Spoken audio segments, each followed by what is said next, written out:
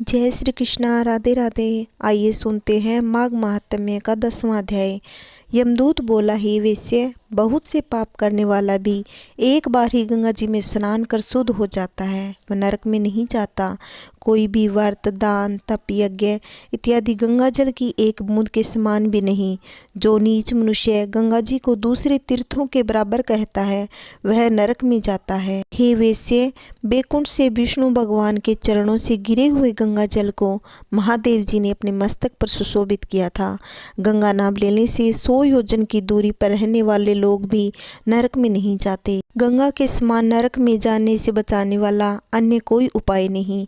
पापों को वशीभूत करने के लिए गंगा में स्नान अवश्य करना चाहिए।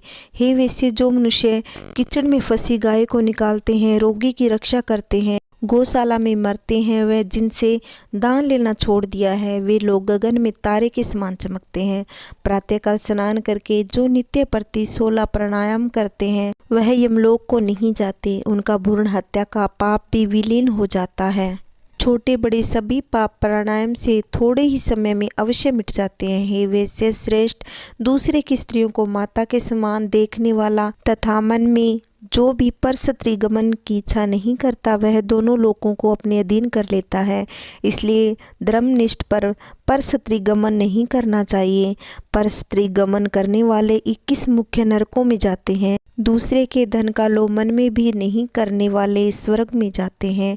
किसी भी कारण से क्रोध उत्पन्न होने पर क्रोध पर विजय पाने वाला पुरुष स्वर्ग को जीतने वाला होता है। जो माता पिता की देवता के समान आराधना करता है, वह अंत काल प्राप्त करने पर यमलोक में नहीं जाते। जो गुरु की पूजा करते हैं, वे ब्रह्मलोक में जाकर पूजा योग्य होते हैं। हे वेश्य, स्त्रियों को अपने शील की सदैव रक्षा करनी चाहिए। अपने शील की रक्षा करने से स्त्रियां निसंदेह स्वर्ग को प्राप्त करती है। जो वेद अभ्यास के शास्त्र, पुराण और संहिता पढ़ते, सुनते व सुनाते हैं तथा स्मृति का व्याख्यान करते हैं, धर्मोपदेश करते हैं तथा जो वेदांत शास्त्र में निपुण हैं, वे ही लोग पृथ्वी को धारण किए हुए हैं। जो शास्त्रीय ज्ञान से लोगों को उपदेश करके बंधन मुक्त करते हैं, वे पाप रहित होकर ब्रह्मालोक में जाते हैं, जहाँ पर देवता भी उनका पूजन करते हैं। यमदूत ने कहा, हे वैश्य पुत्र, अब एक अनोखा रहस्य सुनो, जो धर्मराज से समस्त और सब लोगों को लाभ कराने वाला है।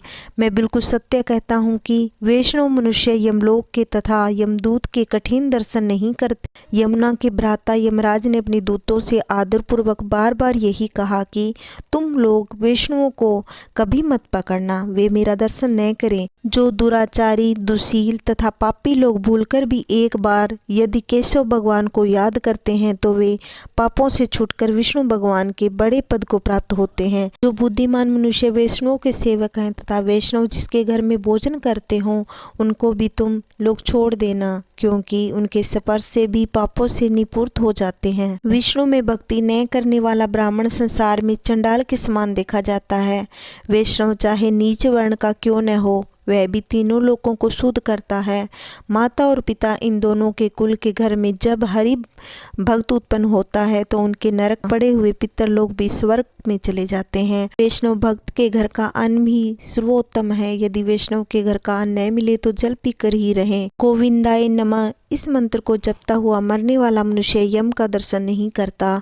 हम लोग भी उनको नहीं देखते। जो अंगन्यास, मुद्रा, ऋषि, छंद तथा देवता सहित दीक्षा प्राप्त करके नियम पूर्वक ओम नमो भगवते वासुदेवाय इस 12 अक्षर का अथवा ओम नमो नारायणम 8 अक्षर का मंत्र जपते हैं, उनको देखने मात्र से ब्रह्म हत्यारे भी पवित्र होकर वैष्णव को जाते हैं। वे शंख चक्र धारण करके वनमाला से शोभित होकर ब्रह्मा की आयु विष्णु लोक में निवास करते हैं। हृदय में, सूर्य में, जल में, मूर्ति में हरि भगवान का पूजन करते हैं, वे मनुष्य विष्णु के श्रेष्ठ पद को प्राप्त होते हैं। जय श्री कृष्णा। राधे राधे। आज का हमारा माघ महात्म्य का 10वां अध्याय समाप्त। भगवान श्री कृष्ण की सदैव आप सभी पर कृपा बनी रहे।